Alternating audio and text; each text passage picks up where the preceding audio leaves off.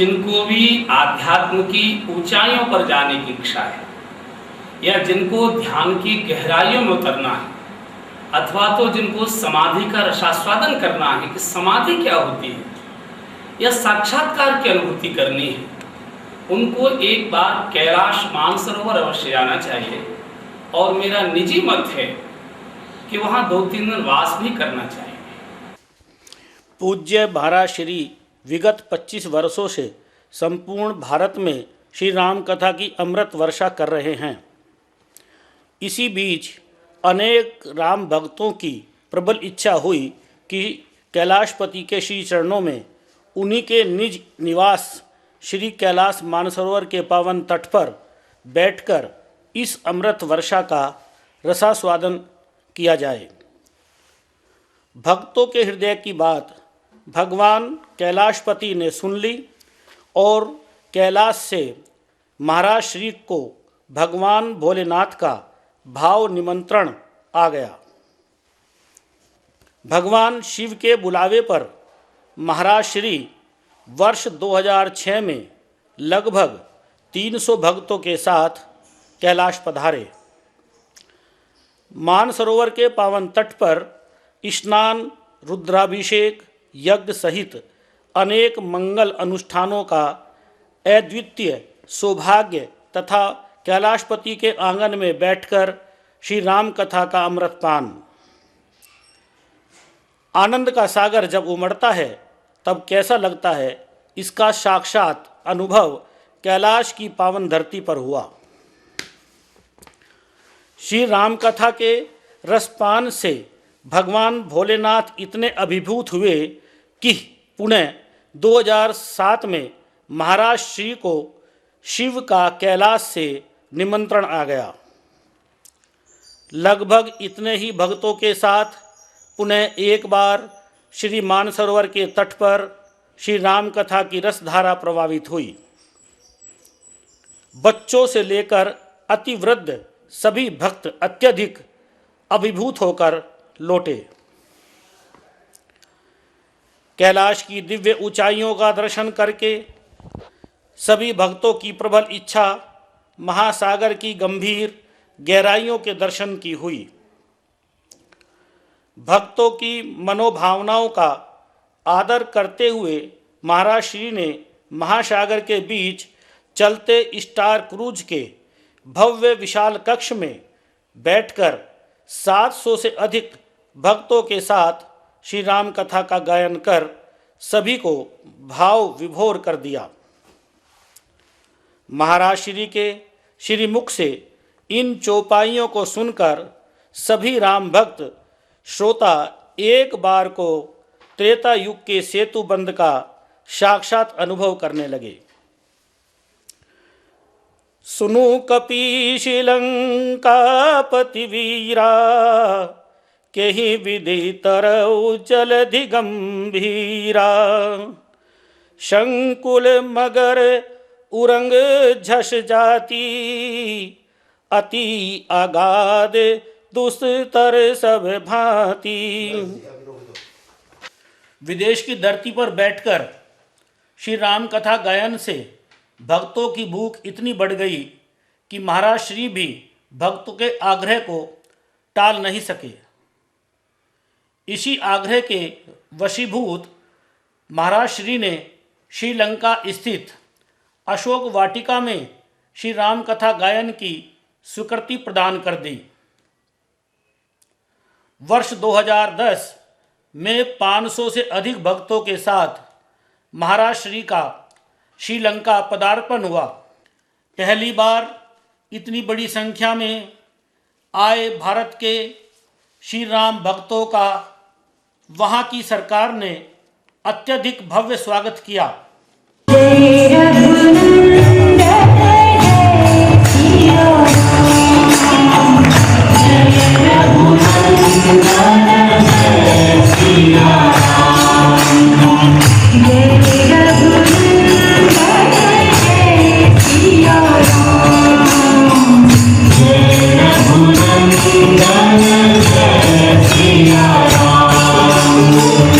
कथा श्रवण के साथ श्रीलंका में अनेकानेक मंदिरों, दिव्य स्थानों का दर्शन कर सभी भक्त बड़े ही अभिभूत होकर भारत लौटे।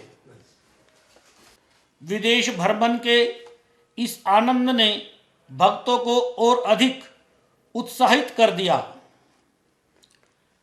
इसी क्रम में एक और भव्य यात्रा का शुभारंभ हुआ। 400 से अधिक भक्तों के साथ महाराज श्री का यूरोप के अनेक देशों का भ्रमण हुआ।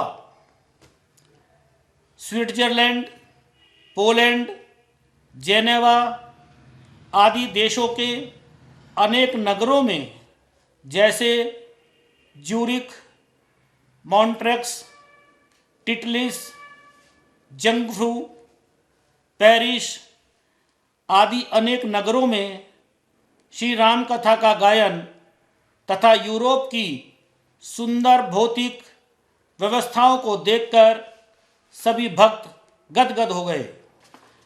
इसी क्रम में इस वर्ष 2014 में हिंदू परंपराओं से और हिंदू मान्यताओं के साथ जीवन जीने वाले मुस्लिम देश इंडोनेशिया का प्रवास हुआ।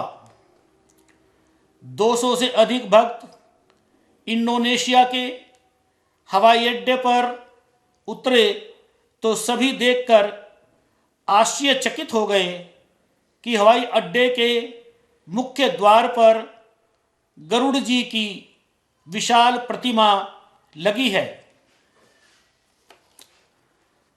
वहाँ की हवाई सेवा का नाम भी गरुड़ा एयरवेज है।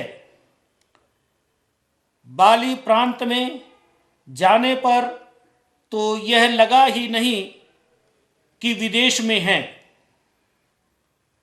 ऐसा लगा मानो हम भारत के किसी विशिष्ट तीर्थ में घूम रहे हैं।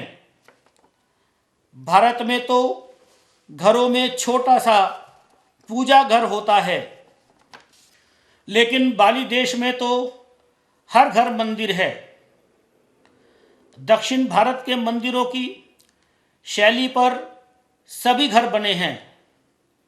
वहाँ प्रतिदिन नियम से सभी निजी, सार्वजनिक तथा सरकारी प्रतिष्ठानों, कार्यालयों में देवताओं की पूजा व भोग लगता है। वहाँ का सबसे बड़ा व्यवसाय देवताओं की मूर्तियों का निर्माण करना है। बाली के विशाल व प्राचीन मंदिर बार बार भारत की याद दिला रहे थे। नगरों के प्रत्येक चौराहे पर महाभारत कथा से संबंधित विशाल प्रतिमाएं लगी हैं।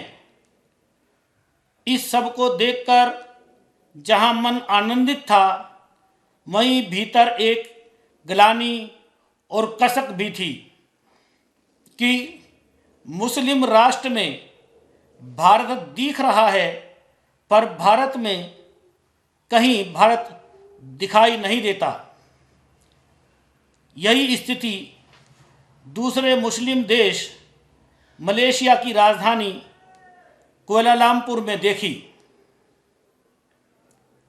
यहाँ की भौतिक भव्यता, सुंदरता के प्रतीक केएल टावर, ट्विन टावर तथा जेंटिंग और भव्य पर्यटक स्थलों के साथ विशाल भव्य मंदिरों के दर्शन कर भारतवासी सभी भक्त धन्य हो गए।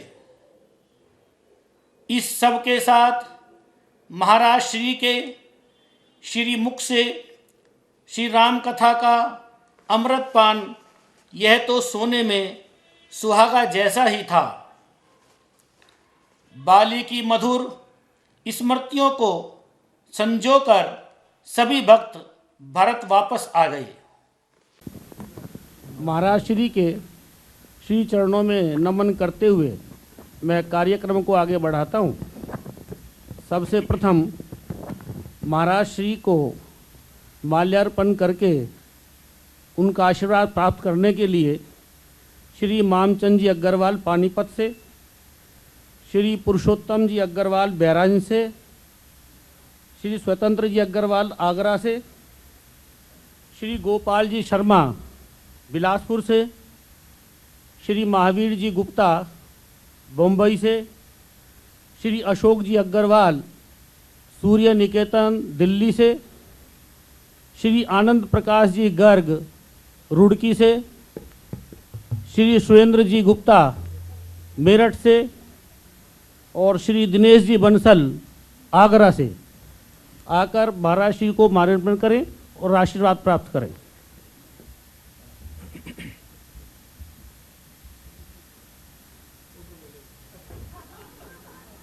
आ जाओ आ जाओ।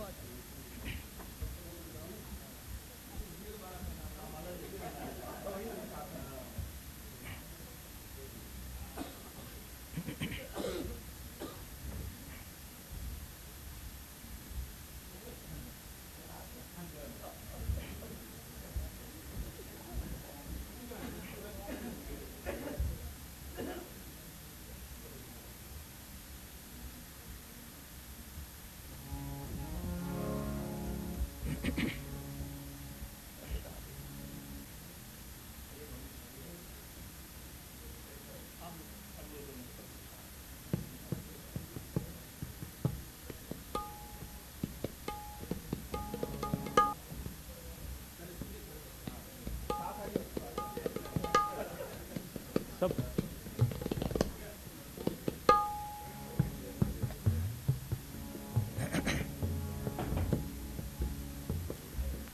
महाराज श्री के श्री चरणों में निवेदन, अपने आशीर्वचन से हम सबको लाभान्वित करें।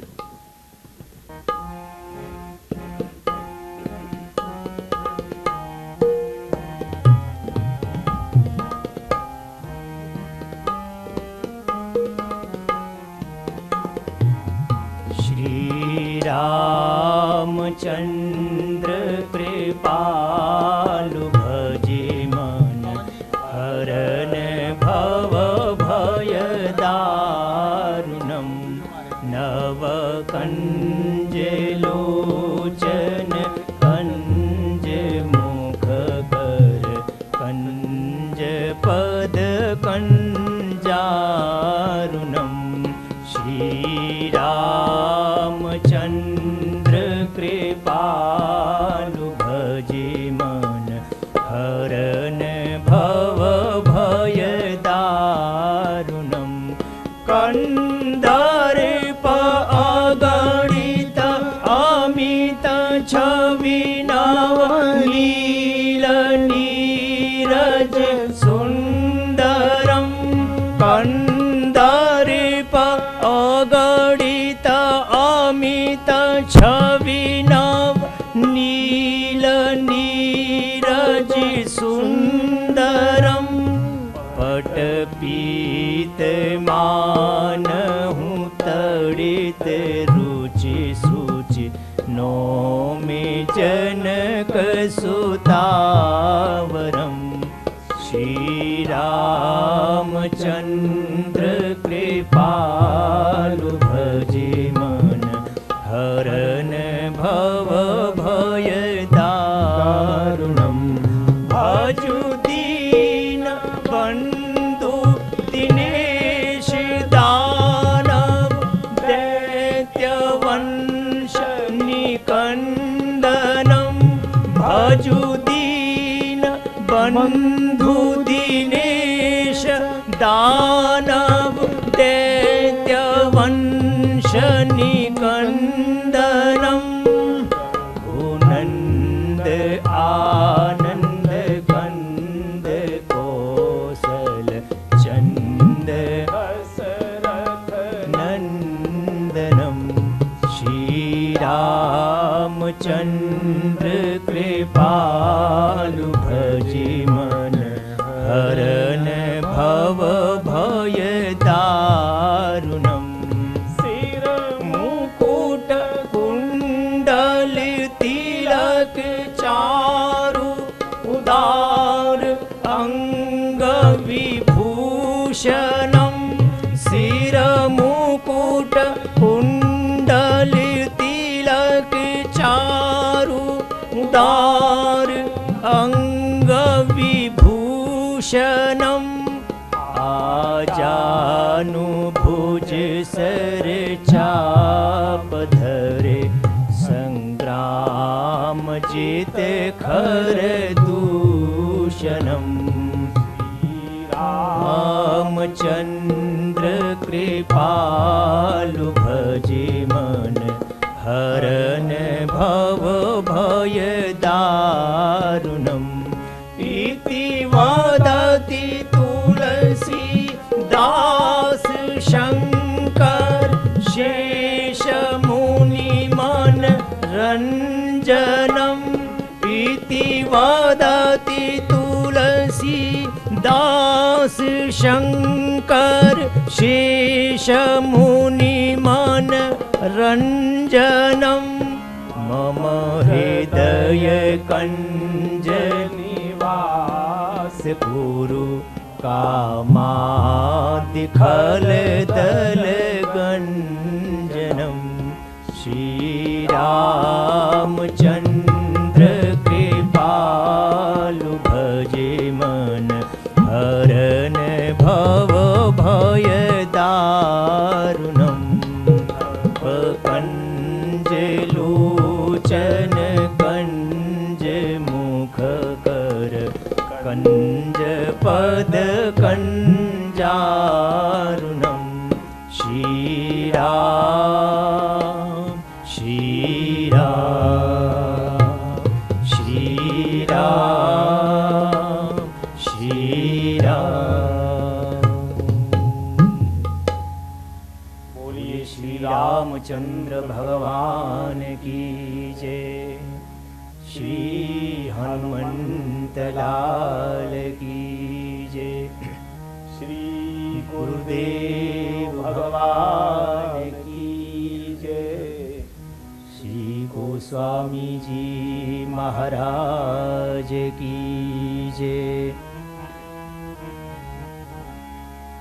श्री गुरु चरण सरोज रजे निज मन मुकुर सुधार बरनऊं रघुवर विमल यशे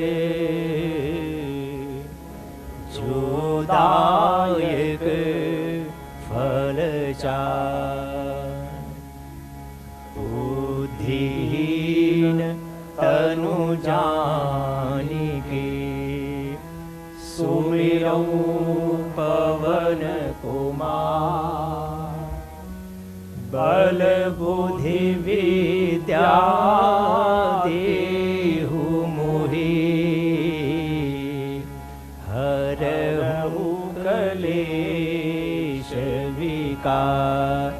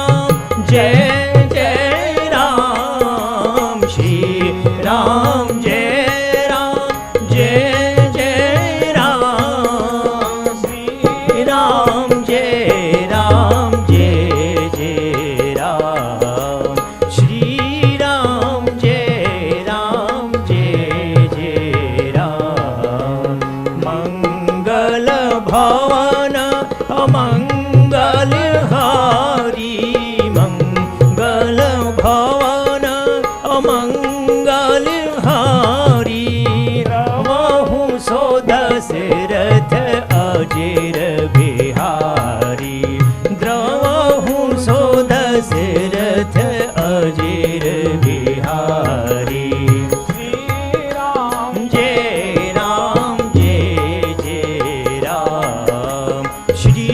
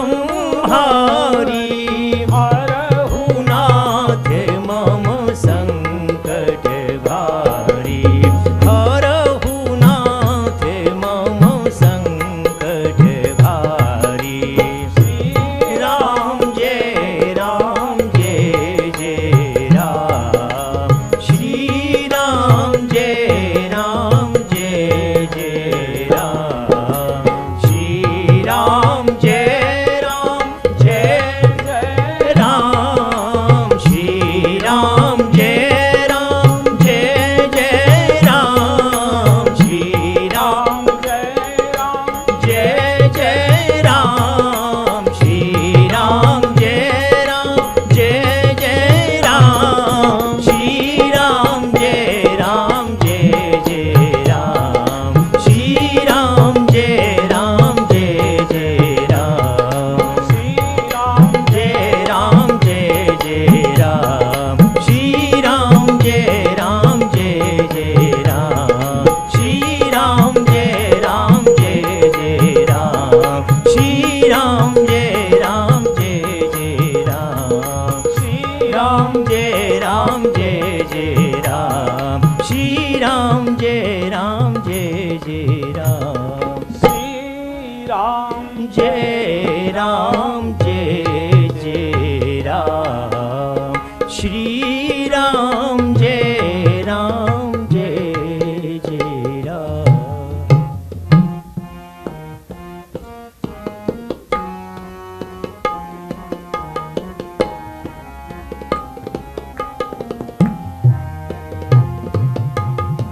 तारा विकल देखे रघुराया तारा विकल देखे रघुराया दीन ज्ञान हरि लीनी माया दीन ज्ञान हरि लीनी माया छिदिन ज्ञान हरि लीनी माया दीन ज्ञान हरि लीनी माया क्षिति जल पावक गगन समीरा क्षिति जल पावक गगन समीरा पंच रचित अति अधम शरीरा पंच रचित अति अधम शरीरा कनट सुतनु तव आगे सुवा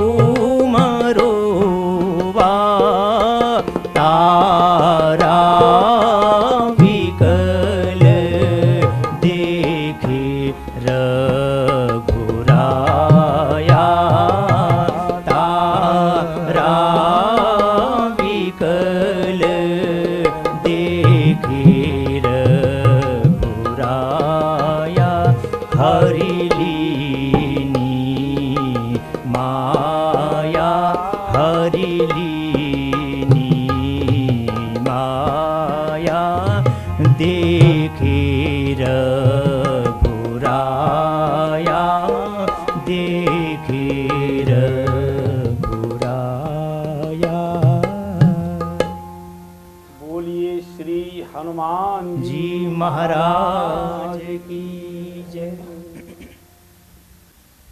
आदरणीय बंधुओं और बहनों, कल जो चर्चा छूटी थी उसी को आगे बढ़ाते हैं। भगवान ने तारा को ज्ञानोपदेश किया है। इसमें से जो जीव निकला है वो तो नित्य है और जिसके लिए तुम रुदन कर रही हो ये अनित्य है। इसलिए क्यों रोती है? क्षिति जल पावक गगन समीरा, ये तो पंच तत्वों से शरीर बना है और ये पंच तत्वों में विलीन हो जाते हैं। जीवात्मा कर्मों के अनुसार अगला जन्म ले लेता है।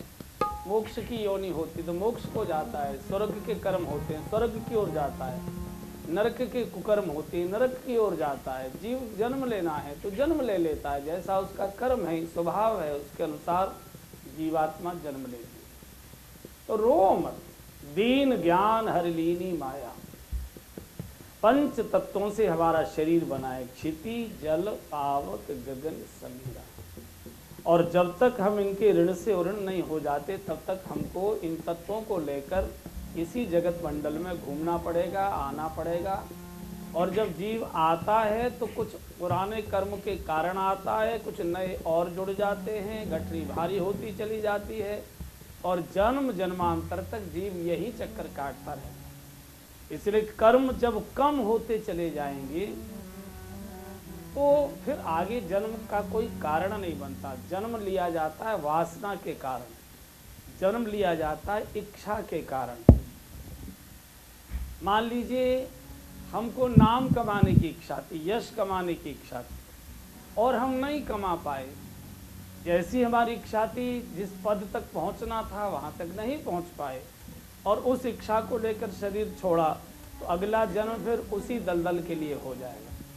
जितना धन हम कमाना चाहते थे वो धन हम नहीं कमा पाए और इसी बीच में हमारा शरीर छूट गया। तो आपको फिर अगला जन्म वो धन की आकांक्षा लेकर चली आएगी।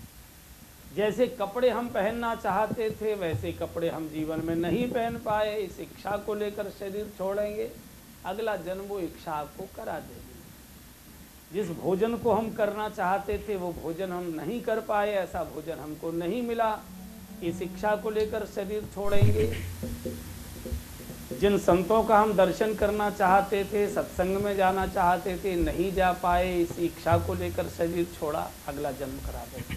जिन तीर्थों में हम जाना चाहते थे वहाँ तक नहीं जा पाए और इसी इच्छा को लेकर शरीर छोड़ा। तो जिस इच्छा को लेकर मनुष्य शरीर छोड़ता है अगला जन्म उसी इच्छा उसी वासना के अनुसार हुआ करता है। मन में वही बातें मरते समय रहती हैं जिनमें मन जीवन भर डूबा रहता है। एक संत से मैंने पूछा कि एक बात बताइए महाराज, बहुत लोग भजन पाठ करते हैं, हम लोग भी करते हैं, थोड़ा नहीं करते, नाटक तो करते ही हैं, तो ये बताइए कि मनुष्य का असली स्वरूप क्या है? निज को पहचानो, निज को पहचानो, ऐसा सभी लोग बोलते हैं। अब हमारी तो कभी समझ में आया नहीं कि निज क्या होता है, लेकिन ऐसा लोग बोलते हैं, निज को पहचानो, आत्मा को जानो, अपने को जानो। तो मैंने पूछा कि हम अपने को कैसे जाने, इसका कोई तरीका है क्या? लोग तो बोलते हैं अपने को जानो, अब कैसे जाने अपने को? उन्होंने बड़ी अच्छी बात है, उनका देखो शास्त्रों को एक और उठा के रख दीजिए, इनमें तो तुम ये अथाह समुद्र है, खो जाओगे। किसी ने कुछ बोला है, किसी ने कुछ बोला है, किसी ने कुछ बोला है, आप भ्रमित हो जाओगे। अपने को जानने का एक सबसे सरल तरीका कि मैं कहाँ हूँ, मैं कैसा हूँ, मैं कहाँ डूबा हूँ, मैं कहाँ खोया हूँ और मुझे अगले जन्म में कहाँ जाना है, ये तय रहता है, ये निश्चित है, मनुष्य इसको जान सकता है। तो हमने कि बताइए अगर सरल तरीका है तो उसको करें। बोले सोते समय जब तकिए पर आपका सिर रखा होता है और आंख बंद करना शुरू करते हो सोने के लिए, तो उस समय मन आपका जहां पहुंचा है समझिए आप वही हैं। और ये बात मुझे एकदम चच गई। दिल में तो बहुत तरह की व्यक्ति बातें कर लेता है, अच्छी भी कर लेता है, परमार्थ की कर लेता है, त्याग की कर लेता है, सदाचार की कर लेता है। कमरे में तो ठेठ अकेला रहता है सोते समय। बराबर में भी कोई सोया होता है तो अभी जब करवट लेता है तो अकेला ही होता है, और मन में जो चल रहा है हमसे सटा हुआ भी सोने वाला उसका अंदाज नहीं कर सकता। पति पत्नी का अंदाज नहीं कर सकती, पत्नी पति का अंदाज नहीं कर सकते जब तक बोले नहीं। बिना बोले किसी के मन की बात किसी को कोई पता नहीं लगा करती है।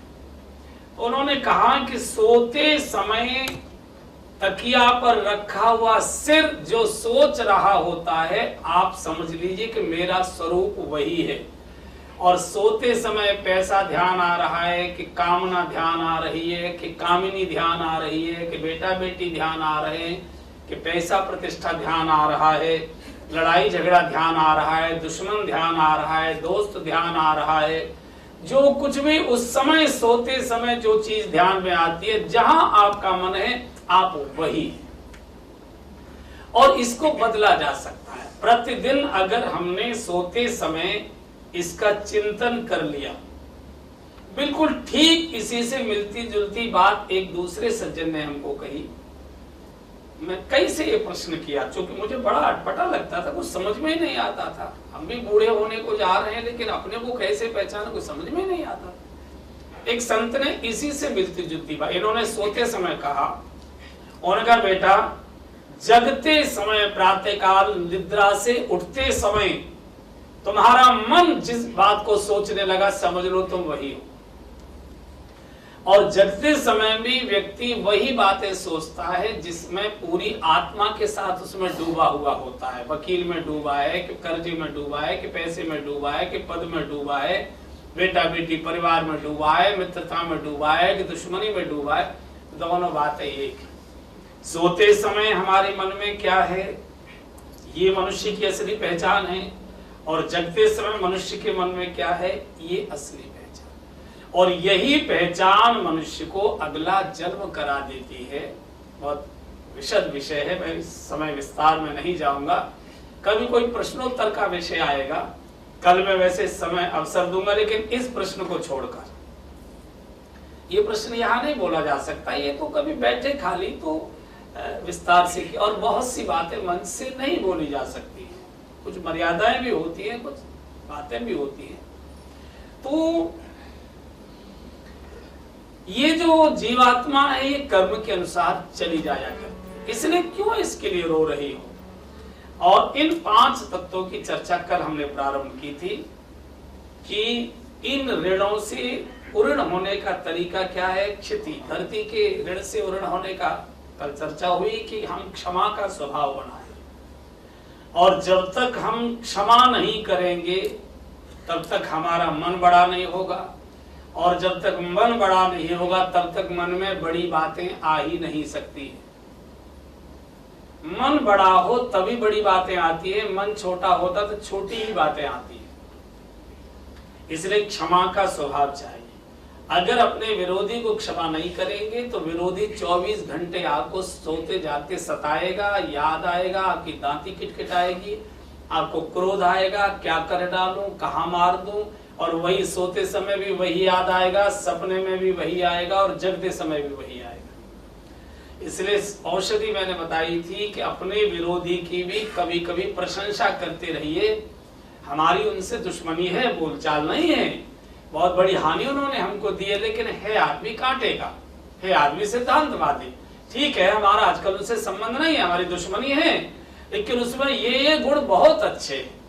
अच्छी बातें जब बोलेंगे तो मन की भूमि अच्छी होगी। अगर कांस और घासे ही उगते रहे तो कितना भी बढ़िया बीज बोओगे वो उगेगा नहीं, उसी में फंस जाएगा। तो क्षमा का स्वभाव चाहिए। बदला लेने की कोशिश मत करिए, और दुश्मनी बढ़ती है, अपने को बदलने की कोशिश करिए। और जल के ऋण से उऋण होने का कल चर्चा हुई थी। शील स्वभाव, जल माने शील, ऐसी वाणी बोलिए मन का आपा। जिन शब्दों के बिना बोले भी काम चल सकता है उनको बोलने की आवश्यकता नहीं है। नहीं, मुंह पर आई बात तो बोलूंगा ही, चाहे आपको अच्छी लगे चाहे बुरी लगे। तो अग्नि में हमेशा जल ही छिड़कना चाहिए, कभी भी उसमें तेल नहीं डालना चाहिए, घी नहीं डालना चाहिए, चिकनी ज्वलनशील वस्तु नहीं डालनी चाहिए, जैसे वो मौन हो जाए। बहुत सी बातें आपके मौन से ही समझ लेता है व्यक्ति कि हाँ आप मेरी असलियत जानते हैं। बड़प्पन के कारण, महानता के कारण आप नहीं बोल रहे हैं, सामने वाला इस बात को जानता है, चाहे शिक्षित है चाहे अशिक्षित है। और इसलिए यहां तक कल बात आ गई थी कि शीलवान कौन है? जो जीवन में हानि उठाकर भी अपने शील स्वभाव को छोड़ने को तैयार नहीं है, और शीलवान की कोई हानि कर नहीं सकता। ऐसा नहीं है कि उसकी चोरी नहीं होगी। जैसे जिस समय हनुमान जी का समझौता हो गया लंकिनी से, तो लंकिनी ने 2 चौपाई बोली, प्रभि नगर कीजे सब काजा, प्रभि नगर कीजे सब काजा, प्रभि नगर कीजे सब काजा, प्रभि नगर कीजे सब काजा, हृदय रागी घोष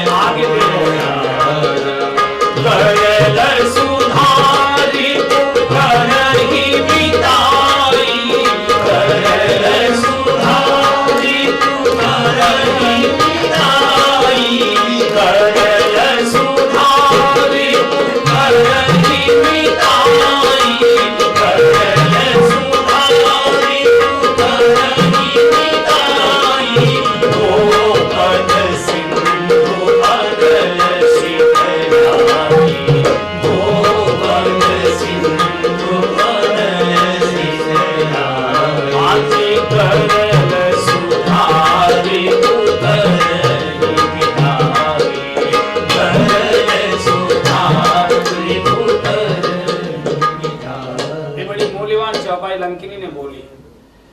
अब मेरा आशीर्वाद है, भगवान की कृपा आपके ऊपर होगी। परिणाम क्या होगा?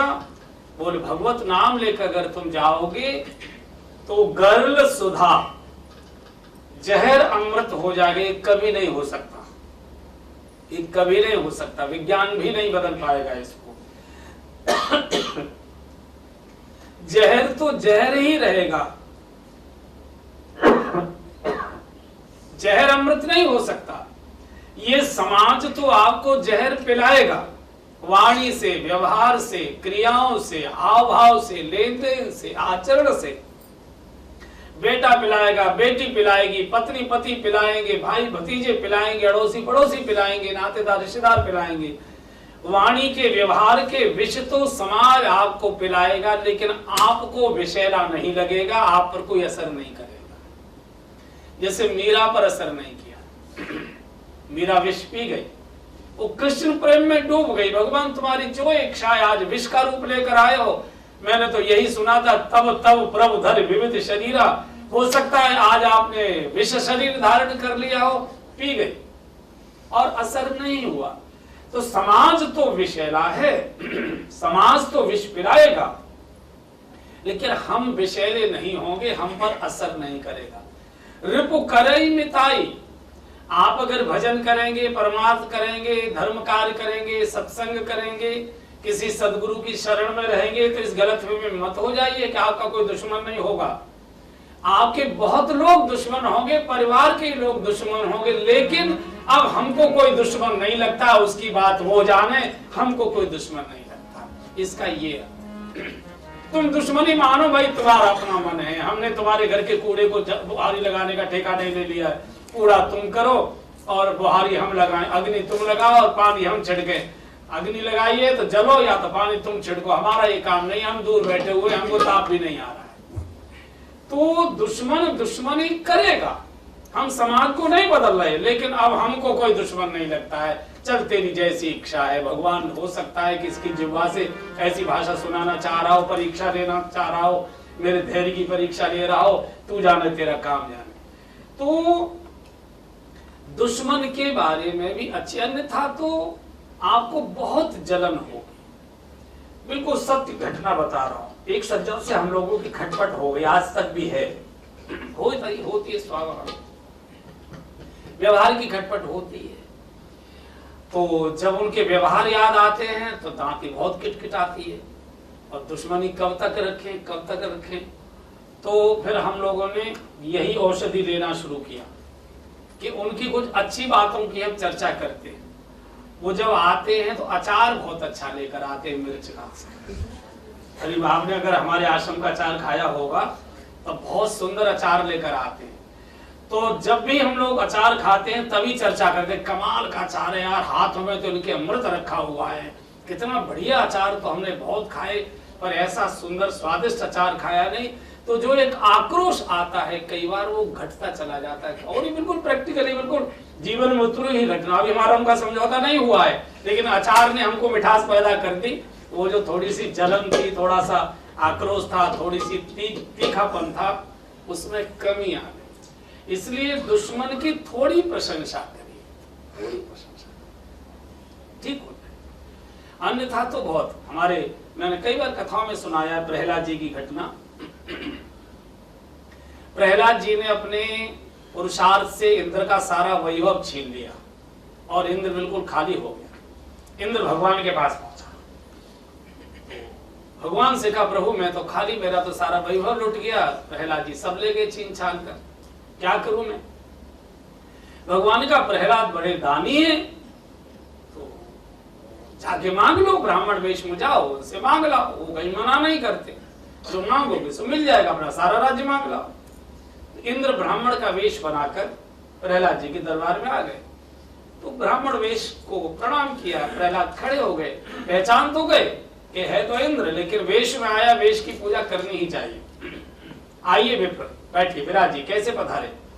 बोले कि हम कुछ भिक्षा मांगने आए हैं। बोले बताइए क्या चाहिए आपको। बोले ऐसे नहीं मांगे, पहले संकल्प करिए, जो मांगेंगे सो आप देंगे।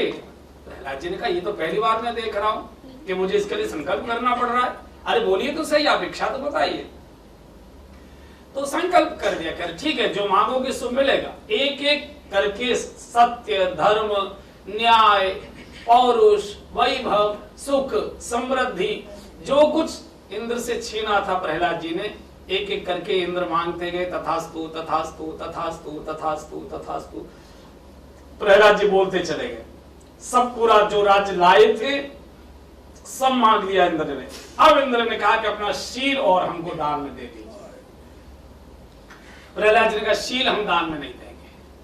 बोले क्यों, आपने संकल्प लिया है कि जो मांगेंगे सो मिलेगा, और इस समय आप इससे टल रहे हैं अपनी प्रतिज्ञा से। बोले नहीं, टल नहीं रहा, शील मत मांगो और कुछ मांग लो, मुझे नौकर बनाकर ले चलो, चला चलूंगा, शील मत मांगो। बोले क्यों। प्रहलाद जी ने कहा शील मांगना न तो तुम्हारे हित में है और शील देना न मेरे हित में है। भलमन साथ इसी में है कि तुम अपने घर जाओ, मुझे अपने घर रहने दो। इंद्र ने पूछा कारण क्या है, क्यों नहीं देना चाहते। तब प्रहलाद जी ने कहा कि भले आदमी, मैं तुमको पहचानता हूं कि तुम इंद्र हो और धोखे का नकली वेश बनाकर मेरी इस सरलता को ठगने आए हो, ये मैं जान रहा हूं। और ये जानने के बाद भी मैं सारी चीजें तुमको दिए चले जा रहा हूं, ये मेरा शील ही तो है। और अगर मैं शील भी तुमको दे दूंगा तो जो दिया है 2 थप्पड़ मारकर छीन लूंगा, चुपचाप चले जाओ अपने घर ले जाओ।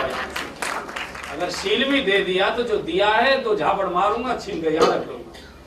तो व्यक्ति हानि सहन कर सकता है, ये हनुमान जी में। और हनुमान जी में इतना बल पौरुष होने के बाद भी ये विनम्रता कैसे आ गई, माँ के आशीर्वाद से।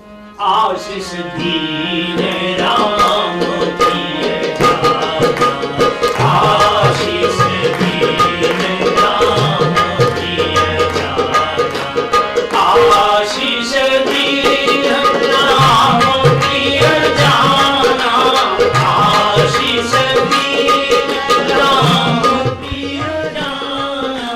ओ हुतात बलशील निधाना, ओ हुतात बलशील निधाना, ओ हुतात बलशील निधाना, ओ हुतात बलशील निधाना। माँ का आशीर्वाद। तो क्षमा का गुण और शील स्वभाव, ये 2। वैसे बोलना नहीं चाह रहा था, जैसे बहू से पटरी नहीं बैठ रही है, मान लो बहू आई है लेकिन पटरी नहीं बैठ रही, तो कैसे पटरी बैठे? एक ही तरीका है, उसके अंदर हो सकता है अकड़ हो, आलसी हो, झगड़ालू हो, फैशनेबल हो, घर की मर्यादाएं न मानती हो, उजड्ड हो, उद्दंड हो, उच्छृंखल हो, बहुत सी बातें हो सकती है। ये सब होने के बाद भी अब बहू तो बहू है, रखना तो घर में ही है, पटरी तो बैठा के रखना, संचालन तो जीवन का उसी से चलना है। तो क्या तरीका है? बहू के मायके से आए हुए सामान की प्रशंसा करना शुरू कर दो। ओहो, ऐसी बढ़िया मठरी हम बना बना के थक गए, लेकिन कभी ऐसी बनी ही नहीं जो बेटे की ससुराल से आई थी। तो वो जहां सुनवाई होगी वही नरम हो जाएगी, वही नरम हो जाएगी। मठरी तो कर रही रहेगी लेकिन बहू नरम हो जाएगी। कुछ अच्छी बातें बोलो, इससे देखो, इससे क्या होता है, अच्छी बातें बोलने से उसका कोई भला हो ना हो इसका ये तो मालूम नहीं मुझे, अपना बहुत भला हो। अगर आप किसी के बारे में बहुत बुरी बातें बोलेंगे तो आपका भीतर का सारा रसायन विषैला हो जाएगा। हमेशा व्यापार लाभ का करना चाहिए, अपनी जिसमें हानि हो वो बिल्कुल मत करिए, और इन चीजों से अपनी निजी हानि होती है। कल मैंने बोला था, आप हमको गाली दें, हम स्वीकार करें न करें, हमारी स्वतंत्रता है, हम पर तो कोई असर नहीं होगा, लेकिन आपको गाली देने के लिए कई घंटे आपको तैयारी करनी पड़ेगी गालियां बकने के लिए, बहुत देर आपको मन को गुनगुनाना पड़ेगा, आपकी ही हानि होगी, आपका ही खून जलेगा। आप गालियां बकते रहिए, हमारे हम तो आइसक्रीम खा रहे हैं, बैठे बैठे टीवी देख रहे हैं, हम पर क्या असर पड़ने वाला है? तो इसलिए मनुष्य जो करता है हानि उसी की हुआ करती है। तो क्षमा का निर्णय हो गया, क्षिति जल का हो गया, पावक एक बार चौपाई का क्षिति जल पावक गगन समीरा, क्षिति जल पावक गगन समीरा, क्षिति जल पावक गगन समीरा, क्षिति जल पावक गगन समीरा, पंच रचित अति अधम शरीरा, पंच रचित अति अधम शरीरा। पावक आ गया। पावक कहते हैं तेज को, जो अग्नि है जिससे रोटी सेकी जाती है, इसको कहते हैं कृषाणु। और पावक कहते हैं भगवान के तेज को। तुम पावक करहूं निवासा, तुम पावक करहूं निवासा, जब लागी करहूं निशाचर नासा, जब लागी करहूं निशाचर नासा, तुम पावक करहूं निवासा, तुम पावक करहूं निवासा। जानकी जी अग्नि में नहीं समाई, भगवान के पावक में समाई। तुम पावक करो निवासा। जानकी जी का तो तेज था, वो भगवान के तेज में विलीन हो गया। चूंकि भगवान ने कहा जानकी जी अब रावण हरण करने आएगा और आपके तेजस्वी स्वरूप को वो देख भी नहीं पाएगा, स्पर्श करना तो बहुत बड़ी बात है और लीला आप ही के द्वारा संपन्न होनी है, इसलिए अपने तेज को पावक में धारण कर दीजिए। और आप देखिए कि हनुमान जी की पूंछ में रावण ने आग लगाई, लेकिन हनुमान जी की पूंछ का बाल बांका नहीं हुआ। क्यों? क्योंकि पावक लगाई थी।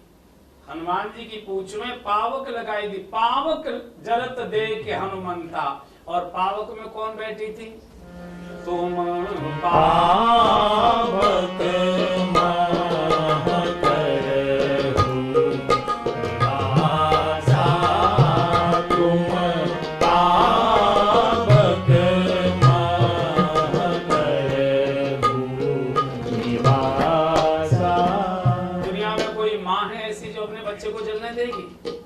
जानकी जी ने शीतल कर दिया। एकदम हनुमान जी स्वयं भी शीतल थे, जानकी जी स्वयं शीतल हो गए। तो ही देख शीतल भई छाती। तो जो पावक है ये भगवान का तेज है, भगवान का तेज। कई जगह पावक शब्द आया है। तो अग्नि के ऋण से उऋण होने का एक ही तरीका है कि हम थोड़े दूसरे के दुख में द्रवित होना सीखें, थोड़े से पिघले। अग्नि के पास ठोस वस्तु आती है तो पिघल जाती है। लोहा जैसा भी ठोस पदार्थ पानी हो जाता है, सोना भी पानी हो जाता है, चांदी भी पानी हो जाती है। तो अग्नि के पास जो आता है वही पिघल जाता है। बंधु और बहनों, थोड़े दूसरे के दुख में, दर्द में थोड़ी उसके साथ हम पिघलना सीखें, जैसे संतों का स्वभाव है। संत हृदय समीर समाना, संत हृदय संत हृदय नवनीत समाना, संत हृदय नवनीत समाना। कभी न पर कहा न जाना, कहा कभी न पर कहा न जाना। पर दुख द्रवहि संत सुपुनीता, पर हित दमहि संत सुपुनीता। निज परिताप द्रवहि नवनीता, निज परिताप प्रभहि नवनीता। संतों का स्वभाव। संत हृदय नवनीत समाना, पिघलता है वो। दूसरे को थोड़ी सी गर्मी देखी, थोड़ा सा दुख देखा, दर्द देखा, पिघल गया। लेकिन गोस्वामी ने लिखा है, कहा कविन, कवियों ने कहा तो है पर उनको कहना आया नहीं। बोले क्यों? बोले जो मक्खन है ये तो तब द्रवित होता है जब इसको तपाया जाता है, लेकिन संत तो दूसरे को तपता हुआ देखकर ही द्रवित हो जाया करते हैं। और ये हुआ है। आपने कथा सुनी है, इंद्र का बेटा जयंत सीता जी के चरणों में चौंच मारकर भागा। भगवान ने रोष में आकर सीख धनुष सहायक संधाना, छोड़ दिया। मारा मारा घूम रहा है, बचाओ बचाओ बचाओ बचाओ, रक्षा करो। इंद्र लोक गया, वरुण लोक गया, ब्रह्म लोक गया, शिव लोक गया, कुबेर लोक गया, लेकिन सबने फटकार दिया। काहू बैठन कहा न ओही, किसी ने बैठने तक, बाप ने फटकार दिया, निकल जा खबरदार, यहाँ से मेरी भी सत्ता चली जाएगी तेरे कारण से। भगवान का अपराध करके आया है और मेरे पास आता है। शंकर जी ने फटकारा, ब्रह्मा जी ने फटकारा, लेकिन देवताओं ने तो फटकार दिया। कारण बोले हमारे भोग चले जाएंगे, लेकिन साधु द्रवित हो गया। नारद देखा विकल जयंता, नारद देखा विकल जयंता। नारद देखा विकल जयंता, नारद देखा विकल जयंता। लागी दया कोमल चित संता, लागी दया कोमल चित संता। नारद देखा विकल जयंता, नारद देखा विकल जयंता। लागे दया कोमल चित संता, लागे दया कोमल चित संता। दूर से घबराते भागे जा रहा था। नारद जी ने कहा ओ जयंत, और कृपा हो गई, भगवान के पास भेज दिया। बोले जाओ क्षमा हो जाएगी। तो थोड़े से दूसरे के दुख में थोड़ी संवेदनशीलता चाहिए। संवेदन शब्द बहुत मैंने कई बार कथाओं में बोला है। हिंदी साहित्य में जितने भी मूल्यवान शब्द हैं, जिनका कोई तोड़ नहीं है मूल्य में, वो सब सम से बने हुए। सब सम से।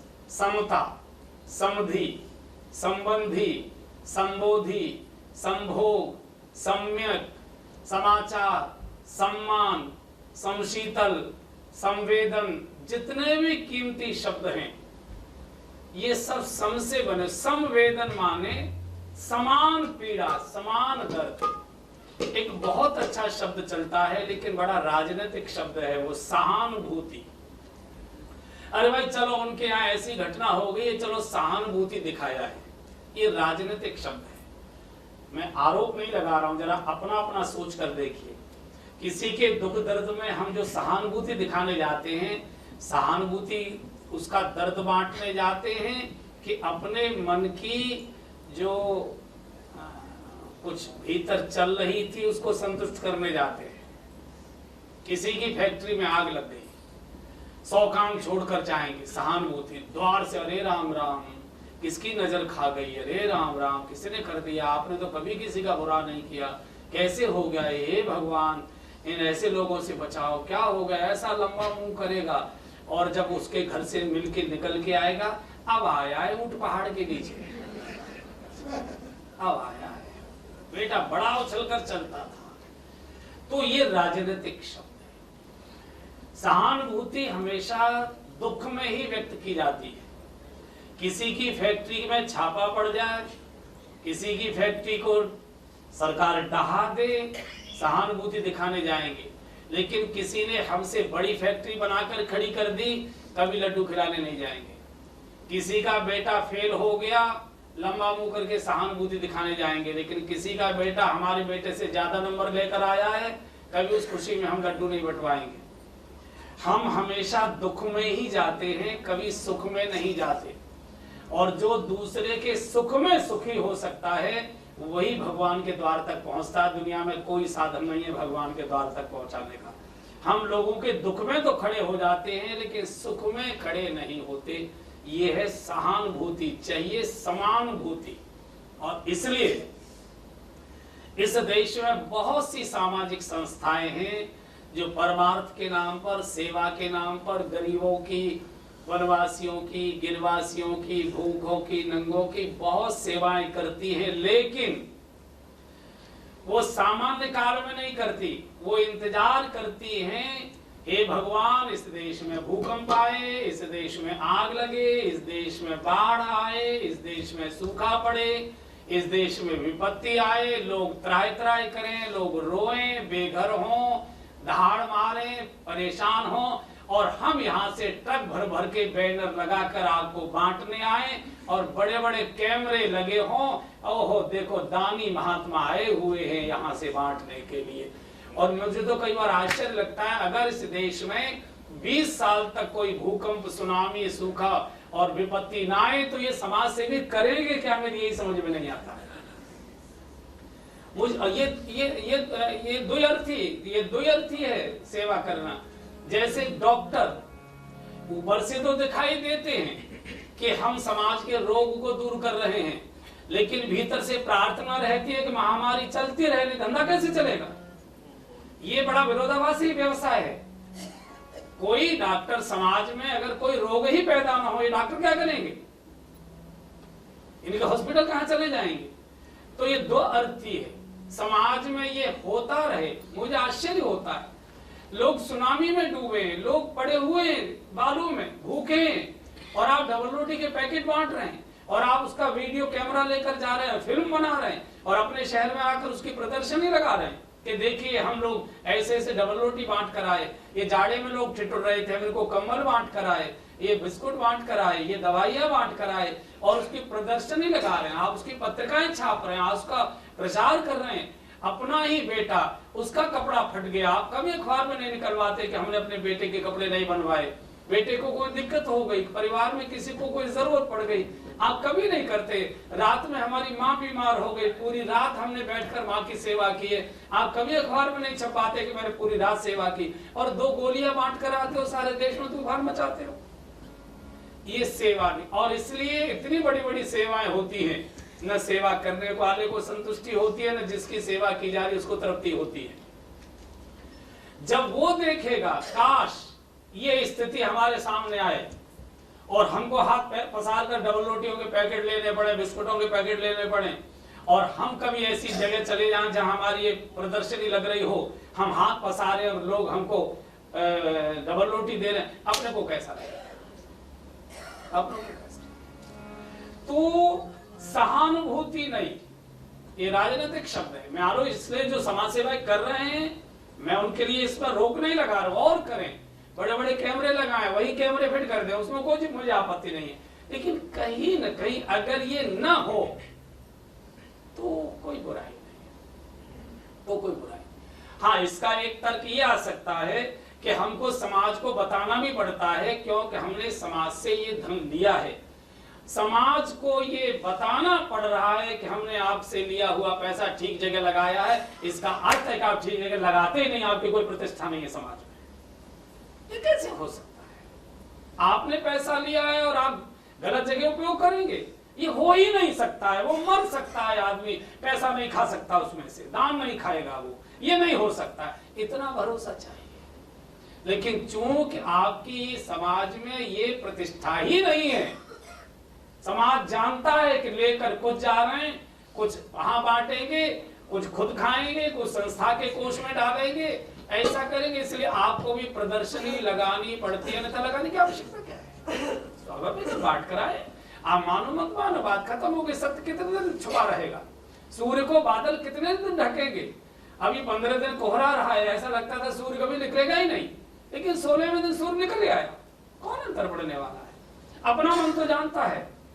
किसी की राजनीतिक व्यक्ति समाज का सर्टिफिकेट लेता है, वो समाज के अनुसार चलता है, लेकिन साधु पुरुष किसी का सर्टिफिकेट नहीं लेता, वो अपनी आत्मा की सुनता है, वो अपनी आत्मा की। इसलिए जो शब्द मैं कहना चाहता हूं, सहानुभूति भी दिखाइए मेरी, से मना नहीं है, लेकिन समानुभूति चाहिए। तुम ही दुखी नहीं हो, मैं भी दुखी हो गया। अरे तुम ही आनंदित नहीं हो, तुम्हारे साथ मैं भी नाच रहा हूं, आनंदित हो गया। तुम अपने घर में नाचे थे, मैं अपने घर में नाचा था, क्या कमाल कर दिया। तो जो दूसरे के दुख में द्रवित हो, थोड़ा सा थोड़ा सा पत्थर पिघल रहा है, आदमी का स्वभाव पत्थर जैसा हो रहा है। एक पुस्तक में पढ़ रहा था, एक कोई धनवान सज्जन थे, उनकी एक आंख पत्थर की थी। तो जिनकी आंख में कुछ दोष हो जाता है, कई लोग उनके बारे में 10 तरह की बातें भी बोलते हैं कि वो थोड़े, उनको कोई बेवकूफ नहीं बना सकता, ऐसा वैसा। तो थोड़े वो थे भी, तो उनसे कोई, वो इतने तेज तलाक थे कि धनवान तो थे, तो लोग चंदा मांगने आते थे, लेकिन कोई उनसे कभी 10 रुपए, 100 रुपए, 5 रुपए चंदा नहीं ले पाया। कारण क्या था कि वो अपनी आंख बताते थे कि देखो भाई, मेरी दोनों आंखों में एक आंख पत्थर की है, अगर तुम में से मेरी कोई असली और नकली आंख पहचान ले, पत्थर की कौन सी और असली कौन सी, तो जो चाहो सो ले जाओ। आंख इतनी बढ़िया बनाई थी डॉक्टर ने कि वो पहचानी नहीं होती थी, तो कोई उनसे चंदा नहीं ले पाया। एक बार कहीं कथा करानी थी, तो अब कथा तो चंदे से ही होगी। 4-6 लोग मिलके पहुंच गए, वो सवेरे टहल कर आए थे, बाहर के बरामदे बैठे अखबार पढ़ रहे थे। जब 4-6 लोग मिलकर आए तो समझ लो जेब में रसीद बुक होगी ही। ये निश्चित, हमारे कामता प्रसाद जी जानते हैं बात। अगर 4-6 लोग मिलकर किसी के पास गए तो समझ लो जेब में रसीद बुक निश्चित है। तो बैठ के बातचीत होने लगे, बाबूजी कथा करा रहे हैं, ऐसा, हाँ बहुत अच्छा है, धार्मिक आयोजन होने ही चाहिए, समाज में से परिवर्तन होता है, लोगों के चरित्र सुधरते हैं, वातावरण शुद्ध होता है, बहुत अच्छा है। बोले बाबूजी बड़े काम तो बड़े लोगों के आशीर्वाद, हाँ हमारा पूरा आशीर्वाद है।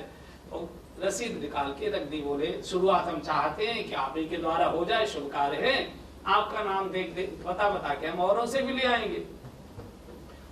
उसने सोचा भी तो बड़ा मुश्किल में पड़ गया, आज तक तो मैंने किसी को दिया नहीं। अब उसमें कई प्रभावशाली लोग भी थे, तो आदमी को कई बार दब जाना पड़ता है। तो सोचा भाई देना तो पड़ेगा। उनका देखो भाई मेरी एक शर्त है। क्या है? बोले कि आज तक मैंने कभी किसी को चंदा दिया नहीं, क्योंकि तो मैं अपनी आंख बताता हूँ, मेरी जो आंख पहचान ले कि इसमें मेरी असली कौन सी और नकली कौन की। बाई आंख पत्थर की थी, दाई आंख असली थी।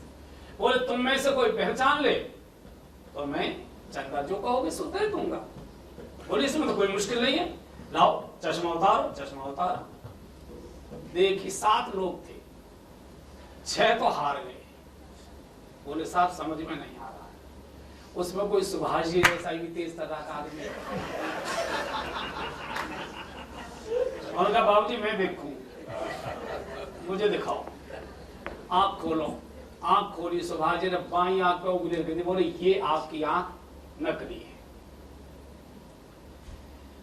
तो सेठ जी एकदम पसीना पसीना हो गए, बोले भाई आज तक कोई डॉक्टर नहीं पकड़ पाया यार, तुमने कैसे ये बात पकड़ी? अब चंदा तो मुझे देना ही देना है, पर तुम ये राज बताओ कि तुमने मेरी आंख ये पहचानी कैसे कि बाई आंख मेरी पत्थर की है? बोले बाबूजी मैंने दोनों आंखों में बहुत ध्यान से झांक कर देखा, मुझे बाई आंख में थोड़ी दया दिखाई दी, मैंने सोचा यही पत्थर की होगी, हो न हो नहीं हो।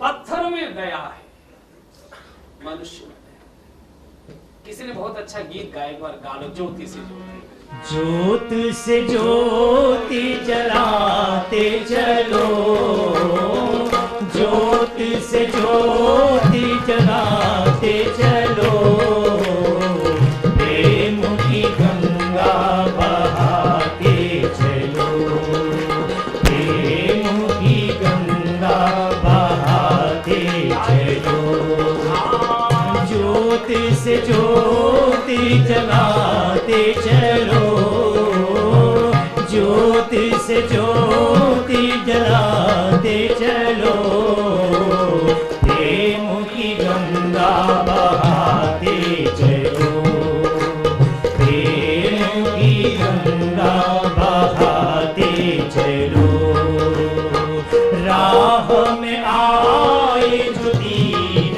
दुखी, राह में आए जो दीन दुखी, सबको गले से लगाते चलो, प्रेम की गंगा बहाते चलो, प्रेम की गंगा बहाते चलो, जीविका न कोई संगी साथी, ईश्वर है रखवाला, जीविका न कोई संगी साथी, ईश्वर है रखवाला,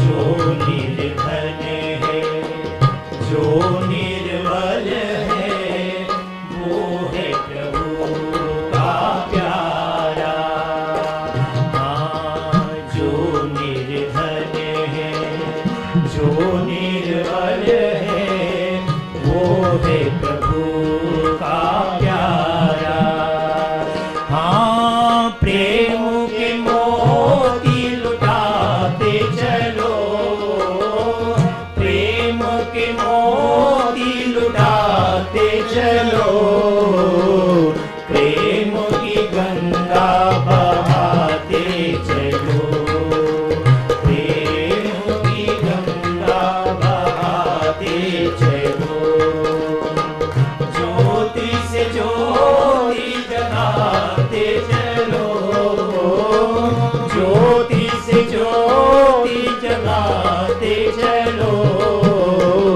प्रेम की गंगा बहाते चलो, प्रेम की गंगा बहाते चलो, आशा टूटी ममता रूठी, छूट गया है किनारा, आशा टूटी ममता रूठी, छूट गया है किनारा, बंद करो मत द्वार दया का, दे दो तुझे तो सहारा, बंद करो मत द्वार दया का, दे दो कुछ तो सहारा, हाँ दीप दया के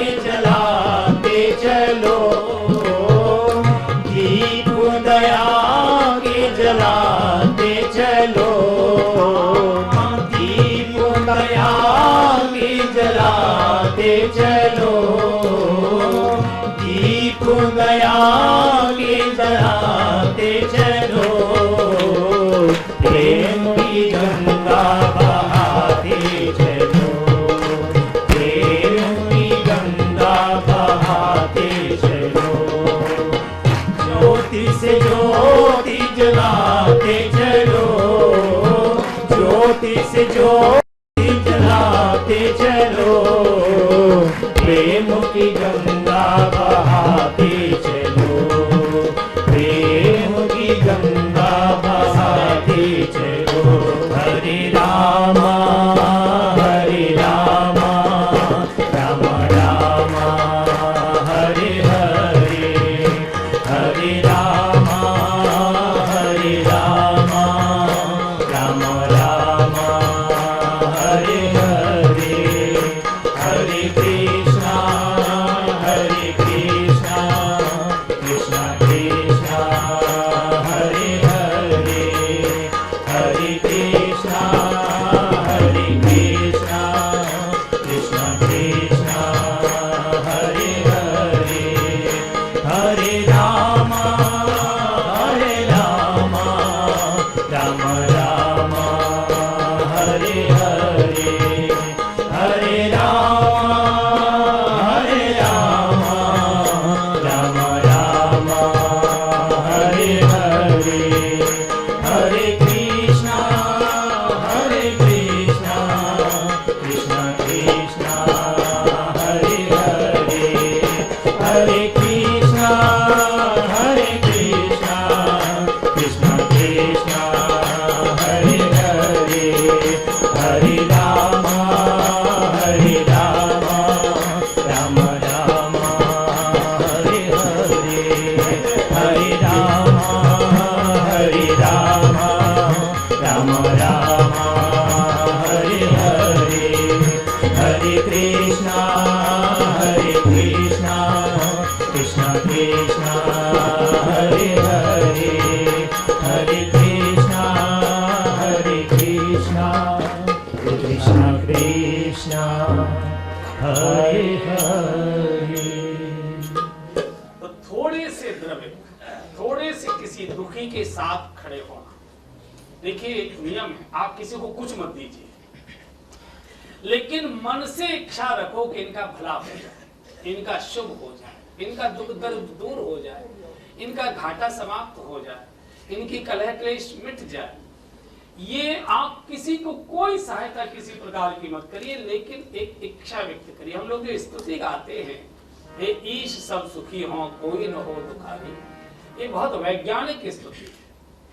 हम किसी को कुछ नहीं दे रहे, लेकिन हम इच्छा व्यक्त कर रहे हैं कि सभी सुखी हों, सभी निरोगी हों, सभी धनवान हों, कोई निर्धन न रहे, सब आनंद से जीवन जिए। और एक परमात्मा के यहाँ से सृष्टि का बना हुआ नियम है, आप अगर किसी के प्रति मन से प्रेम का भाव रखेंगे तो सारे संसार की प्रेम की धाराओं का मोड़ आपकी ओर आ जाएगा, मुख आपकी ओर आ जाएगा, ये नियम है। और आप अगर किसी के प्रति घृणा रखेंगे तो सारी सृष्टि में जितने घृणा के गंदे नाले हैं वो सब आपकी ओर आना शुरू हो जाएंगे। आप किसी के प्रति सद्भाव रखेंगे, सुखी की कामना करेंगे तो सृष्टि का जितना भी सुख है वो सब आपकी ओर अपने आप ऑटोमेटिक, उसे भगवान भी नहीं रोक सकता। इसलिए आप करके देखो, ये वैज्ञानिक प्रयोग हैं, किए हुए हैं, मैंने स्वयं किया है। आप कुछ मत किसी को एक पैसा दीजिए, लेकिन भगवान से कहो अकेले में। 4 लोगों के बीच में तो बनावट है आपकी, 10 लोगों के बीच में तो आप बनावट बोल रहे हैं, लेकिन एकांत में कहो प्रभु कृपा अगर हो सकती है तो उसके ऊपर कृपा करो। वो इस योग्य नहीं है कितना दुख दर्द उसको दिया जाए, कृपा करिए प्रभु, आप बड़ी कृपालु हो। 2-4 वाक्य ऐसे बोलिए, फिर आप अपने बाथरूम में जाइए, तो उसमें लगे हुए शीशे में अपना मुंह देखिए, आपके चेहरे पर चमक आ जाएगी, आपके चेहरे पर तेज आ जाएगा। आप किसी के बारे में खराब बोलिए, किसी से मत कहिए, लेकिन खराब सोचिए, फिर आप अपने शीशे के सामने जाइए, आपका चेहरा उतरा हुआ दिखाई देगा। एक बात। दूसरे, आप अपने पूजा घर में जाइए, अच्छा बोलकर जाइए, फिर पूजा घर में देखो आपको लगेगा ठाकुर जी मुस्कुरा रहे हैं। और आप किसी के बारे में बुरा सोच कर जाइए, लगेगा ठाकुर जी क्रोध में, आपको आंखों से स्पष्ट दिखाई दे जाएगा। कहीं किसी प्रयोगशाला में जाने की जरूरत नहीं, प्रयोगशाला तो अपने घर में बैठी हुई है, इसमें कुछ भी खर्च नहीं होता है। तो दूसरे के दुख में थोड़ा पिघलें, जेब मत पिघलाइए, तिजोरी मत पिघलाइए, बैंक बैलेंस मत पिघलाइए, लेकिन वाणी को तो पिघला सकते हैं। और ये सोचते जाएंगे तो दूसरे का भला होगा, होगा नहीं होगा मुझे मालूम नहीं, ज्यादा अपना जरूर भला होगा, पहला। और दूसरे, तेज के ऋण से, अग्नि के ऋण से उरण होने का दूसरा साधन है, दूसरे के उत्कर्ष में थोड़ी प्रसन्नता, आनंद अनुभव करें। अग्नि हमेशा ऊपर की ओर उठती है, जल हमेशा नीचे की ओर गिरता है। मोमबत्ती जलाइए, उल्टी भी कर दीजिए तो अभी लौ उसकी ऊपर की ओर जाया करती है, ये अग्नि का स्वभाव है। तो जो दूसरे के उत्कर्ष में, बढ़ोतरी में आनंदित होता है, प्रवचन करना बहुत सरल है, मैं भी घंटों घंटों इस पर बोलते आ रहा हूं, लेकिन जीवन में पालन करना बहुत मुश्किल है। प्रवचन करना सरल है, काश ये पालन हो जाए, कहीं न कहीं से इसकी शुरुआत हो जाए। हम तो अपने से बोलते हैं, हम तो अपने से बोलते हैं। जैसे ही हमसे कोई किसी और कथावाचक की प्रशंसा करता है, भीतर भीतर आग लग जाती है, आग लग जाती है। मर्यादा के कारण से व्यक्त तो नहीं करते, लेकिन भीतर भीतर घुटते, तुमको क्या मालूम, उनको तो हम जानते हैं। तो दूसरे के उत्कर्ष में थोड़ी प्रसन्नता, थोड़े से आनंदित होना। हमारे पड़ोसी ने हमसे बड़ा मकान बना लिया, हमको कैसा लगता है? हमारा मुनीम का लड़का हमसे अच्छी कार खरीद लाया, हमको कैसा लगता है? हमारे यहाँ से नौकरी छोड़कर गया नौकर आजकल बहुत ठाट बाट से जी रहा है, हमको कैसा लगता है? इसकी व्याख्या करने की आवश्यकता नहीं है, हम सब लोग प्रतिदिन कुछ न कुछ इन चीजों का अनुभव करते हैं। हनुमान जी के सामने भी एक समस्या आई थी, मानस में आता है सुंदरकांड में, सिंह का जो सागर में चुपके रहती थी, ये ईर्ष्या है। ईर्ष्या हमेशा चुपके रहती है। सागर कितना गहरा है, कितना गंभीर है, कितना विशाल है, उसके भी पेट में ईर्ष्या चुपके रहती है। और बड़े बड़े विशाल, बड़े बड़े गंभीर व्यक्तित्व वालों के भी पेट में ईर्ष्या प्रकट नहीं होती। ईर्ष्यालु का चेहरा बहुत चिकना होता है, ईर्ष्यालु की वाणी बहुत मीठी होती है, होठ बहुत मधुर होते हैं, लेकिन हृदय बहुत जहरीला होता है, बहुत जलन होती है। उसको पहचानना बहुत कठिन है, इसको हनुमान जी पहचान पाए। और दूसरा ताही, हाँ नहीं, चिन्हा करके आया। सुलछल हनुमान, सुलछल हनुमान, हाँ क्या है जो भाई? सुलछल हनुमान कह की ना, हाँ। तास वचन कप तुरते चिन्हा, उन्होंने पहचान लिया। ईर्ष्या पहचान में नहीं आती, आपके भीतर जलन है, भट्टी भभक रही है, लेकिन आप उसको शांत करना चाहते हैं। आप क्या कहते हैं? बुराई कर रहे हैं, आप कर रहे हैं ईर्ष्या के।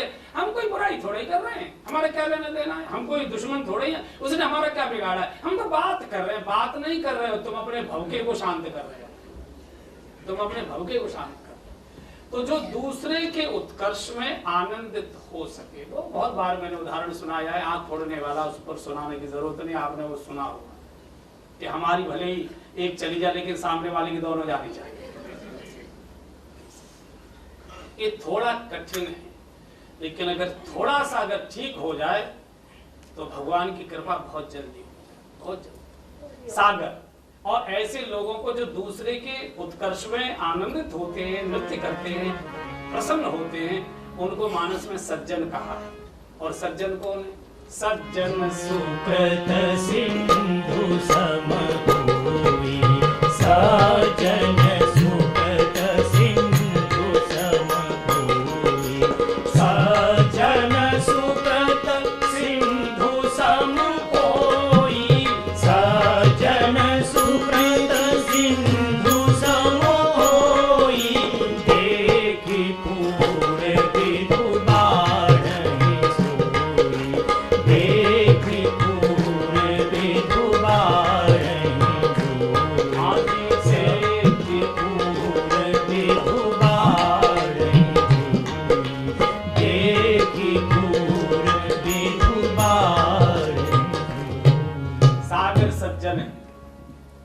लिखा है संसार में ज्यादातर लोग कैसे होते हैं? जग महु जो नर हैं वो कैसे हैं? सर सर सम भाई, तालाब और कुएं जैसे। जे निज बाढ़ बढ़े जल पाई, सरोवर में जब पानी भरा जाता है तब सरोवर बढ़ता है, नदी में जब पानी बढ़ता है तब ऊपर की ओर आती है। सागर क्या करता है? सागर जब चंद्रमा पूर्णमासी को आकाश में पूरा खिलता है तो सागर उछाल मारता है, सागर हिलोरे मारता है, सागर में ज्वार आता है। चंद्रमा आकाश में खिल रहा है, सागर नीचे उछल रहा है। वाह वाह वाह। मैं तो नहीं भाई बढ़ पाया, मैं तो, मेरी तो एक मर्यादा है। सागर कभी मर्यादा उल्लंघन नहीं करता, मर्यादा उल्लंघन करता है तभी सुनामी आती है। सागर हमेशा मर्यादा में रहता है। लेकिन सागर कहता है बेटा तुमको खिलता हुआ देखकर, तुमको पूरा होता देखकर, तुमको बढ़ता हुआ देखकर, तुमको चमकता हुआ देखकर मेरा मन उमड़ रहा है। जो दूसरे को खिलता देखकर, दूसरे को बढ़ता देखकर, दूसरे को चमकता देखकर, दूसरे को उठता देखकर जिसका हृदय उमड़ रहा है कि मरोड़े मार रहा है, दोनों उमड़ रहा है कि मरोड़ मार रहा है, इससे देखिए सृष्टि में कहीं दुख नहीं है, पूरी सृष्टि आनंदित है। हम लोग बाली में घूम रहे हैं, क्या आनंद है, चारों ओर हरी भरी प्रकृति है, पौधे पेड़ है, नदियां है, झरने है, सुंदर सुंदर मकान है, मंदिर जैसा दर्शन है, चारों ओर आनंद ही आनंद है। भौरे गुंजार रहे हैं, वर्षा हो रही है, नदियां दौड़ रही है, सागर उछाल मार रहा है, मोर नाच रहे हैं, पक्षी हाथी नाच रहा है, यहाँ आपने शो देखा होगा, जानवर नाच रहे हैं वहां, और आदमी कोठी में बैठे रो रहा है। तो कहीं ना कहीं हमारे जीवन जीने की शैली में दोष है, प्रकृति में तो कोई दोष नहीं। परमात्मा ने कहीं दोषपूर्ण कुछ बनाया ही नहीं है, सब आनंद से भरा हुआ है। भगवान तो स्वयं आनंद स्वरूप है। कहीं न कहीं हमारे चयन में दोष है, हमारी दृष्टि में दोष है। जैसे कोई व्यक्ति आपके सामने मुस्कुराकर आपसे नमस्ते करे तो तुरंत आपका मन भीतर से कहता, लगता है जरूर कोई न कोई इसका काम है, जरूर इसका कोई मतलब है ये, और मुस्कुरा के नमस्ते करे, जरूर इसका कोई न कोई काम है। तत्काल आप उसकी मुस्कुराहट पर आपका मन शंका कर देगा। लेकिन कोई आदमी आपके सामने क्रोध से देखे तो आपका मन कभी नहीं कहेगा कि झूठा क्रोध कर रहा होगा, दिखावटी क्रोध कर रहा होगा। ये हमारा चयन है, क्रोध सच्चा, मुस्कुराहट झूठी। कैसे नहीं हो सकता। विभीषण के साथ क्या हुआ? हनुमान जी ने जब विभीषण से पूछा कि विभीषण ये लंका में कैसे रहते हो, तो विभीषण रो पड़ा। आपको मालूम है कैसे रहते? कैसे रहते? सुनो पवन सुत रहनी हमारी, सुनहु पवन सुत रहनी हमारी, जीवित सनन महाजीव विचारी, जीवित सनन महाजीव विचारी, सुनहु पवन सुत रहनी हमारी, सुनहु पवन सुत रहनी हमारी, जिमित सनन महाजीव विचारी, जिमित सनन महाजीव विचारी, जिमित सनन महाजीव विचारी, जिमित सनन महाजीव विचारी। विभीषण रो पड़ा। जैसे दांतों के बीच में बेचारी जीव रहती। हनुमान जी ने डांट दिया, खबरदार, बेचारा क्यों बनता है? तू बेचारा है, तू देश का प्रधानमंत्री है, रावण का भाई है, राम जी का तूने मंदिर बनाया है, गौशाला चलाता है, यज्ञ करता है, धार्मिक व्यक्ति है, उत्तम कुल पुलस्तिकर नाती है, तू बेचारा कैसे हो सकता है? तू प्रधानमंत्री लाल बत्ती में घूम रहा है, तेरा महल रावण के पास बना हुआ है, बेचारा कैसे है? हनुमान ने कहा, विभीषण बेचारे मत बनो, विचार करो। तुम विचार नहीं करते हो कि इतना वैभव सब होने के बाद भी आज तुम रो क्यों रहे हो। और लगभग हम सबकी स्थिति विभीषण जैसी होती है। भगवान ने सब कुछ दिया है फिर भी रो रहे हैं, बेचारे का जीवन जी रहे हैं। हम विचार नहीं कर रहे, कहीं न कहीं हमारी जीवन शैली में, जीवन प्रक्रिया में कहीं न कहीं दोष है। उसका तो एक ही तरीका, या तो डॉक्टर बदलो या तो औषधि बदलो। अगर एक औषधि फायदा नहीं कर रही तो इसका अर्थ है औषधि ठीक नहीं है। डॉक्टर की पकड़ में रोग नहीं आ रहा है, इसका अर्थ है डॉक्टर डायग्नोस ठीक नहीं कर पा रहा है। किसी योग्य डॉक्टर के पास जाइए। अपने जो पारिवारिक डॉक्टर है, फैमिली डॉक्टर, वो शायद नहीं पकड़ पा रहा, अपोलो जाओ, मैक्स जाओ, बड़े डॉक्टर के पास जाओ, लेकिन रोग का निदान कराइए। अगर इतनी औषधियां खाने के बाद भी लाभ नहीं हो रहा है, या तो औषधि ठीक नहीं है या तो डॉक्टर का रोग पकड़ में नहीं है। तो हनुमान जी ने कहा कि विचार करो। ये विभीषण बिल्कुल हमारा ही बड़ा भाई है। राम मंदिर बनाया हुआ है, राम आयुध अंकित ग्रह शोभा वर्णन जाए, हर मंदिर तय भिन्न बनावा। तुलसी जी की पूजा करता है, गौशाला चलाता है, यज्ञ करता है, लेकिन सहायता रावण की करता है, सहायता पाप की करता है, सहायता अपहरणकर्ता की करता है, सहायता दुराचारी की करता है। जिनकी प्रतिमा की आरती कर रहा है भगवान राम और जानकी जी की, लक्ष्मी और नारायण की, उनकी साक्षात धर्मपत्नी तेरे भाई की कैद में न तूने अनशन किया, न तूने विद्रोह किया, न तूने मंत्री पद से इस्तीफा दिया, न तूने रावण से झगड़ा किया, न कभी अकेले में रात्रि के अंधेरे में जाकर सीता जी को मिलकर आया। बोले इस समय मजबूर हूं लेकिन मैं आपके साथ हूं, चिंता मत करना। और तू कहता है कि फिर मेरी दुर्दशा क्यों हो रही है? होगी कैसे नहीं, किस अच्छे काम के साथ। हम बातें बहुत अच्छी करते हैं, धर्म की बातें करेंगे, लेकिन साथ हमेशा पाप का देते हैं, साथ हमेशा बेईमानी का देते हैं, साथ हमेशा दुराचार और अनाचार का देते हैं। पक्ष हम उसी का लेते हैं जो पापी, तो नाते ही खाएंगे। चाहे समाज की खाएं, चाहे परमात्मा की खाएं, चाहे प्रकृति की खाएं, चाहे भाग्य की खाएं, कोई भी खाएं, लात तो खानी ही पड़ेगी। इसलिए कृपया चयन, हम कांटों को चुनते हैं। जिम दशनन मह जीव बिचारी, तूने फूल नहीं देखे खिले हुए, कांटे तो देख लिए। और सुन, अगर कांटे नहीं होंगे फूलों में तो फूल भी नहीं खिलेंगे, सुरक्षित रहेंगे नहीं, पशु कुतर कर ले जाएगा। तो जो दूसरे के दुख में द्रवित हो और दूसरे के उत्कर्ष में प्रसन्न हो, वो तेज के ऋण से पूर्ण हो सकता है मानस। और चौथा है क्षिति जल पावक गगन। अब भूख लग जाएगी, ठीक है, चलो एक बार स्तुति गा लेते हैं।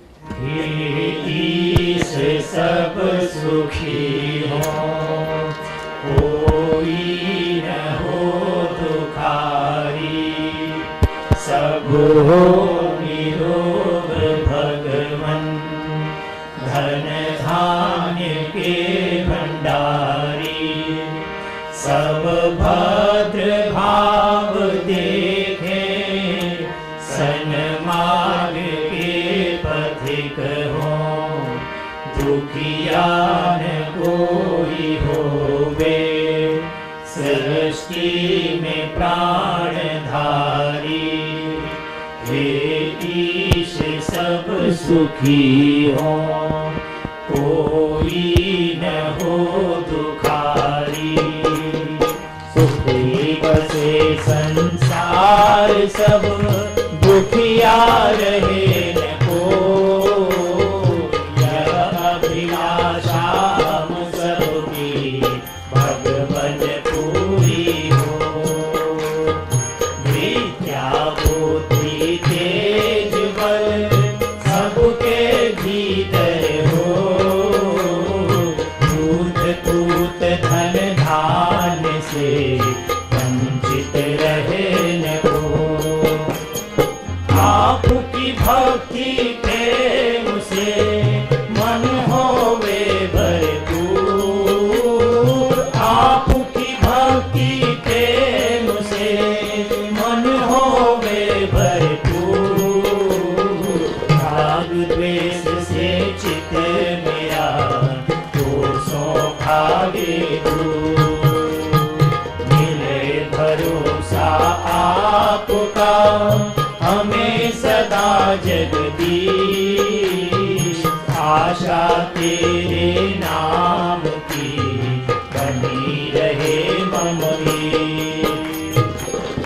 पाप से हमें बचाइए, करके दया दयाल।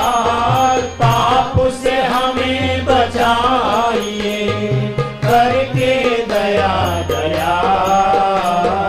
अपना भक्त बनाए के सबको करो निहार। दिल में दया उदारता, मन में प्रेम अपार। हृदय में धारे दीनता, हे मेरे करता। हाथ जोड़ विनती करूं, सुनिए कृपा निधान। हाथ जोड़ विनती करूं, सुनिए कृपा निधान। साधु संगत दीजिए, दया धर्म का दान। हरे राम राम राम हरे हरे, हरे कृष्ण कृष्ण कृष्ण हरे हरे। हरे राम राम राम हरे हरे, हरे कृष्ण कृष्ण कृष्ण हरे हरे। पवन तनय संकट हरण, मंगल मूर्ति रूप। राम लखन सीता सहित, हृदय बसहु सुरभूप। सियावर रामचंद्र जी की जय, पवन सुत हनुमान जी की जय। उमापति महादेव जी की जय, बोलो भाई सब संतन की जय। अपने अपने श्री गुरुदेव भगवान की जय। सूचना सुनिए। आज की जानकारी में, आज सुबह हमारी 4 बसें 8:30 बजे निकली हैं और कुछ बसें 8 से 8:15 बजे निकली हैं। कल के लिए हमको सब लोगों को क्रूज पे जाना है। एक ही स्थान पर जाएंगे और यहाँ से क्रूज में जाने के लिए 50 से 60 मिनट लगेंगे। 9 बजे प्रवेश करेंगे, अर्थात 8 बजे ठीक निकलेंगे। वहाँ पर कुछ औपचारिकताएं पूरी करने के बाद 10 बजे क्रूज में सफ़र करेंगे और समुद्र में दर्शन करते हुए, जल क्रियाएं करते हुए लगभग वहीं पर दोपहर का भोजन करेंगे और 4 बजे वापस आएंगे। 4 बजे के बाद हम लोग बसों में बैठकर जो बाली बीच है, जहाँ पर कल कथा का प्रोग्राम रखा गया है, वहाँ आएंगे। जलपान होगा, कथा होगी और रात का भोजन पर वहीं पर होगा और उसके बाद ही होटल में आना होगा। तो कृपया सुबह 8 बजे के लिए ध्यान करें, कोशिश करें समय पर पहुँचें ताकि इंतजार न करना पड़े।